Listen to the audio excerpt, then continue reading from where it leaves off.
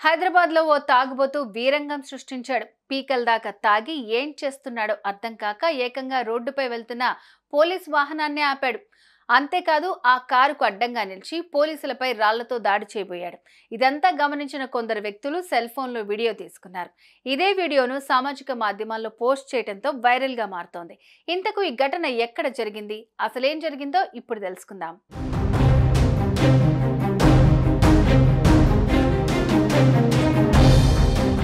ఈ రోజుల్లో కొందరు వ్యక్తులు పనిపాట లేకుండా తాగుడే పనిగా పెట్టుకుంటున్నారు.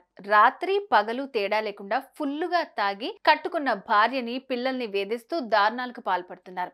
ఇంకొందరైతే తాగి రోడ్లపైనే సోయి లేకుండా నిద్రపోతూ వాహనదారులను ఇబ్బందులకు గురి చేస్తున్నారు. ఇలాగే ఈ తాగుబోతు కూడా తాగిన మైకంలో ఏం చేస్తున్నాడో అర్థం కాక ఏకంగా పోలీసులపైన ఏదో చేయబోయాడు.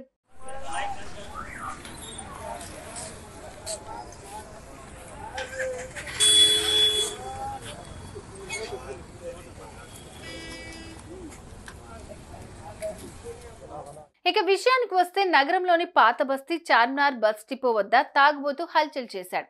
రోడ్డుపై వెళ్తున్న పోలీస్ వాహనాన్ని ఆపేశాడు.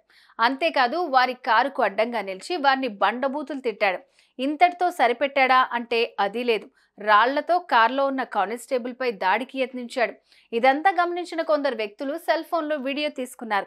ఇదే వీడియోను సోషల్ మీడియాలో పోస్ట్ చేయడంతో క్షణాల్లో వైరల్ గా మారింది. దీన్ని చూసిన నెటిజన్స్ తాగిన మత్తులో ఇదేం పని భయ్యా అంటూ కామెంట్స్ చేస్తున్నారు.